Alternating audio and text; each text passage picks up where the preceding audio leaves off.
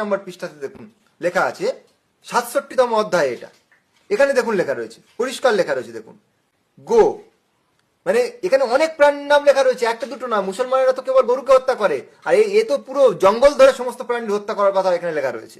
তার মধ্যে দেখুন গরুও রয়েছে। গরুকে বলি দিতে বলা হয়েছে, তার রক্ত মাংস দিয়ে পূজা করার কথা বলা রয়েছে।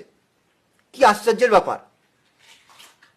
তো আমি আপনাদেরকে এটাই বলতে চাইছি যে এই যে পৌরাণিক পণ্ডিতরা এই যে মূর্তি পূজা যত বিধি লিখেছে, এরা কেউই সনাতন ধর্মের সঙ্গে জুড়ে নেই। এরা কেবলমাত্র মন গড়ন পূজা অর্চনা বানিয়েছে, তার বিধি বানিয়েছে।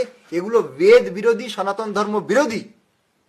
আর গো হত্যা, গরুকে হত্যা করে তার মাংস খায়। মুসলমানরা গরুকে হত্যা করে তার মাংস খায়। হিন্দু ভাইরা জানেই না যে তারা যে মূর্তি পূজাগুলো করে, এই মূর্তি পূজা আবিষ্কার কারক যে মুসলমানরা গরুকে হত্যা করে তার মাংস খায়। আর হিন্দু ভাইরা চিল্লিয়ে চিল্লিয়ে বলেন এ তো খুব অন্যায় কাজ, আমরা যাকে গো মাতা বলছি তাকে ওরা কেটে খাচ্ছে, তার মাংস খাচ্ছে, এ তো খুব অন্যায় কাজ।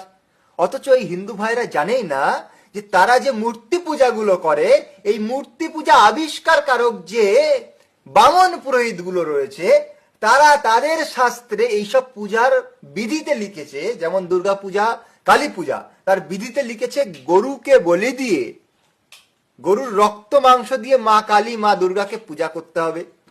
আসুন আগে প্রমাণটা দেখাই। এই দেখুন, এটা হচ্ছে কালিকা পুরাণ।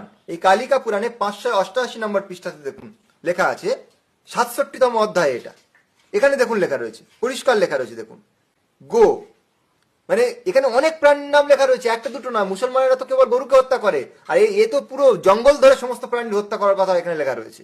তার মধ্যে দেখুন গরুও রয়েছে। গরুকে বলি দিতে বলা হয়েছে, তার রক্ত মাংস দিয়ে পূজা করার কথা বলা রয়েছে। কি আশ্চর্যের ব্যাপার!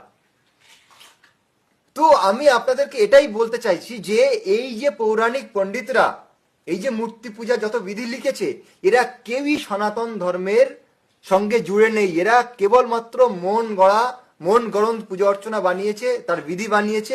এগুলো বেদ বিরোধী, সনাতন ধর্ম বিরোধী। আর গো হত্যা নিয়ে যদি কেউ আওয়াজ উঠিয়ে থাকেন, তা কেবল আর কেবলমাত্র মহর্ষি দেব দয়ানন্দ সরস্বতীজি, যিনি আর্য সমাজকে প্রতিষ্ঠা করেছেন। তিনি একমাত্র সবাইকে বলেছেন বেদের পথে ফিরে আসুন। তিনি একটি পুস্তক লিখেছিলেন গো করুণা নিধি, যেখানে তিনি গো হত্যা মহাপাপ, কেবল মুখের কথা নয়, তিনি প্রমাণ দিয়ে দিয়ে এই পুস্তকে ভরিয়ে দিয়েছেন যে গো হত্যা করা যাবে না এবং গো হত্যা আমাদের শাস্ত্র বিরুদ্ধ কার্যকলাপ। কিন্তু এ কথা আমাদের পৌরাণিক পণ্ডিতরা, পৌরাণিক এই ব্রাহ্মণরা কেউই মানেনি। কেবলমাত্র দয়ানন্দ সরস্বতীজি বলেছেন এবং তার আর্য সমাজ